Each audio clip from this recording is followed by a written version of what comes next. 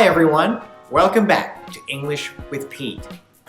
Today we're going to be talking about the importance of vocabulary and pronunciation in your study of English. Jadi saya ingin menekankan bahwa vocabulary atau kosakata dan pronunciation-nya itu sangat-sangat penting di dalam penguasaan bahasa Inggris yang baik.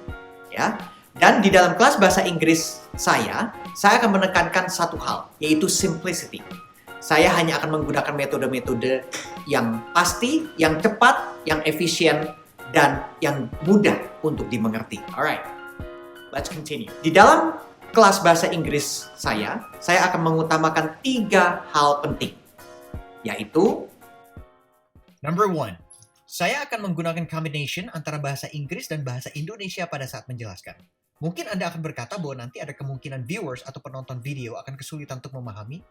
Jawabannya adalah, saya punya prinsip bahwa penggunaan bahasa Inggris yang sebanyak mungkin, baik pada saat mendengar ataupun berbicara, akan lebih cepat membuat kita semakin maju dalam penguasaan bahasa Inggris.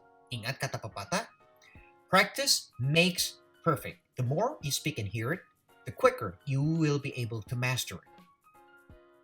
Number 2, dari sisi teorinya, vocabulary atau kosakata dan pronunciation atau pelafalan akan senantiasa menjadi fokus utama saya karena saya percaya bahwa penggunaan kosakata yang luas dengan cara pengucapan yang benar akan menjadi modal utama dalam penguasaan bahasa apapun termasuk bahasa Inggris. Sebagai contoh, ada kata desert dan ada juga kata dessert. Kedua kata ini, pelafalan maupun penulisannya sangat mirip, tetapi artinya sangat berbeda.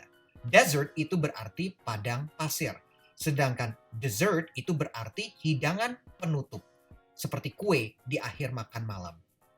Jadi, kedua artinya sangat berbeda dan penggunaan yang salah akan berakibat fatal.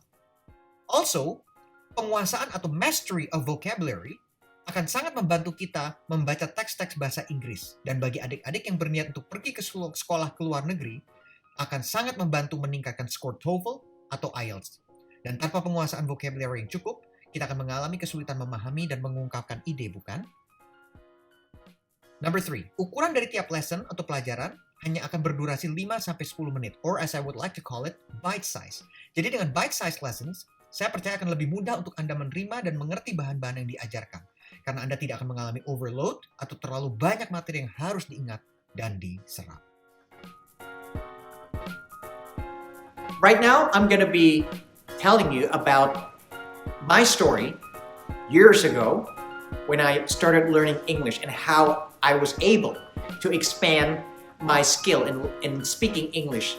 I would like to tell you about my experience when I was very, very young, years and years and years ago, when I started learning English. I really loved reading. That was one of my favorite thing to do. I love to read novels, I love to read magazines, I love to read even newspapers, okay? And itu caranya saya bisa menambah vocabulary saya secara cepat. So, setiap kali ya saya menemukan sebuah kata yang saya tidak tahu artinya, every time I found a new word that I do not know the meaning of, saya akan segera mencari kamus ya dan mencari arti kata tersebut berikut cara pronunciation. Nowadays, ya, it's very very easy to use online dictionary to replace the old school dictionary book, ya. And di online dictionary ini yang Anda bisa dapatkan secara mudah di Google, ya, ataupun di Collins Dictionary, sudah lengkap dengan cara pelafalan yang tepat. So, there is no reason for you to not use this modern day feature that you can use effectively and efficiently anytime you need it. Alright, so let's just say, misalnya kita mau cari arti dari kata building. Kita masuk ke Google. First thing we want to do is search for dictionary. Enter. Okay. Now up here di atas ini, ya, kita bisa lihat bahwa dictionary-nya sudah tersedia. We'll just type in the word building, B-U-I-L-D-I-N-G. It will spit out the information on the word building. Now, if you can see the speaker image right here ya. Ada gambar speakernya di sebelah kiri kata building. And if you press it, it will spell out the pronunciation, the correct pronunciation. Ya, jadi kalau kita tekan tombol speaker ini akan keluar cara mempronounce-nya dengan baik, melafalkannya dengan baik. Building. Building.